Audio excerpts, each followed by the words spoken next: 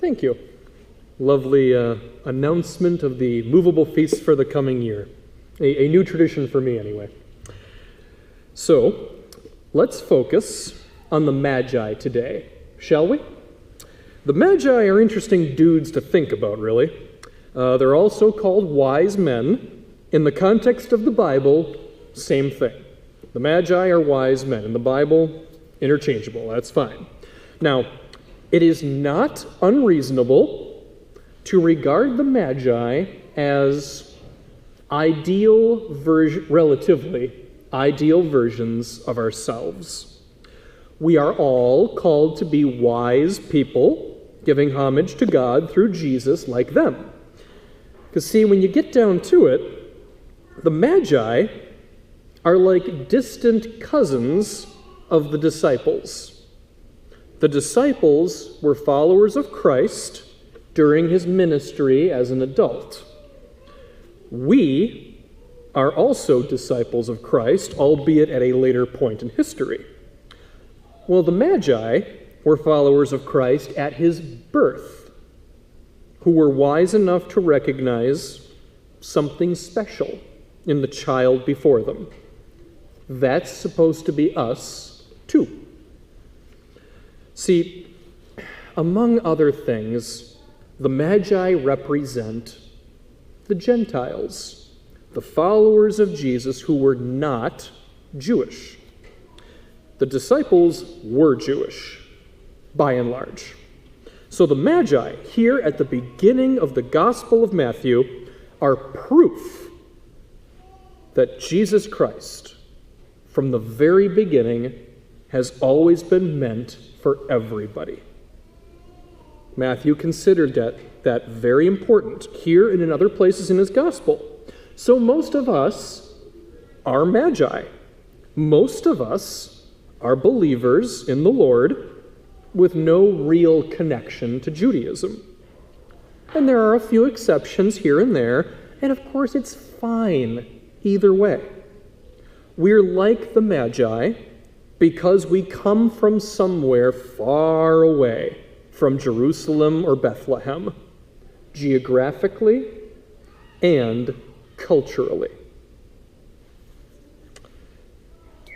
There's another way we're like the Magi.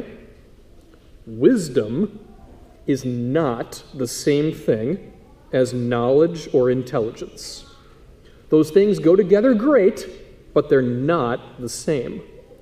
And we see wisdom in this story, not knowledge. Okay? The Magi went to find Jesus on behalf of King Herod, and King Herod did not have good things planned for Jesus. Okay? So when Herod say, "Tell me where the child Jesus is, that I may do him homage as well," I would have put that in air quotes, but I'm not allowed to use air quotes with the Bible. But Herod was lying. He wanted to kill Jesus. Okay? The Magi knew that. They knew it, and they went anyway. They found Jesus, and once they actually had divinity right there in front of them, then they realized what they were seeing. They sensed that Jesus was far more important than some Israelite upstart who might challenge King Herod's rule, and they acted accordingly. They did him homage, and they did not cooperate with Herod any further. And my argument is that the Magi didn't know any of that. Rationally, it was probably really stupid of them to go against King Herod like that. I mean, that was dangerous. The facts demanded that they report back to him, regardless of how much they loved the baby Jesus, before seeing Jesus in the flesh. How could anyone hope to logically explain to them the divinity and glory of Jesus? Knowledge is great, don't get me wrong, but it's not the only thing at play in life. Sometimes we need to just trust what we see before our very eyes, as if it was laying there in a manger. Sometimes we know something without knowing something, okay? Maybe it's wisdom, maybe it's instinct, maybe it's a little bit of both. But have you ever had that feeling? That something was or was not right when you didn't have the chance to specifically think about it first? That is when wisdom or awareness is at work more than knowledge. Okay? The last time it certainly happened to me was about 2 years ago. I was going about my day in the office, and the phone rang.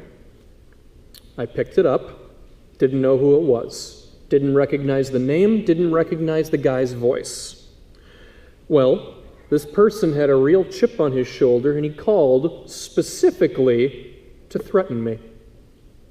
And it wasn't a physical threat, nothing I could report to the police, but let it be said that he said something so cruel. No decent human being should ever say this to another person. But the thing was, I didn't recognize it as a threat. I didn't realize what was happening. I wasn't expecting it. I thought it was an ordinary phone call. Hanging up, I think I actually said something like, "Hey, all right, thanks so much for calling. Talk to you next time." And I put the receiver down. And now, I am not exaggerating. I put the receiver down, and I looked down at my desk to continue on whatever work I was going about that day, and I noticed my other hand was shaking. And that's weird. Okay, that's weird because my hands don't shake, all right? I drink a lot of coffee. My hands don't shake, all right? I don't think you understand. On my days off sometimes, I will drink 6 cups of coffee before breakfast, before interacting with anybody all day, and it's glorious. And I realize that's probably not the healthiest habit of mine, but when there's more coffee than blood in my system, my hands don't shake. So when I looked down at my desk and I saw my hand doing that, that was alarming. My body doesn't do that normally. And when I realized that, I also realized my heart was racing.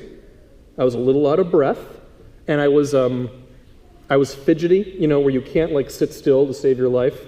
You see that a lot in kids right before they take a test. I didn't know what was happening, so I went downstairs. My office was on the 2nd floor, and I told that to a trusted coworker behind closed doors, and he said, "Well, of course you feel that way, Justin. You were threatened over the phone. You're terrified, and you don't even know it." And he was right. He was absolutely right. That is exactly what happened. My instincts were going nuts over that phone call. My guts told me that something was terribly wrong at that moment, even though the little Justin pilot who lives in my head failed to notice. That is what instinct is, and it's related to wisdom because it's all about awareness. All of us have that to some degree, including the Magi. That is what makes them wise men. They trusted their hearts when their heads would have them do terribly unjust things. Those moments will happen in life, no matter who you are. So I don't know when you're going to hear this gospel reading again, but I hope with a little bit of luck, when that time comes, that you picture yourself right alongside those other Magi on their journey, you know, our journey to meet and cherish Jesus Christ, our Savior, in our hearts.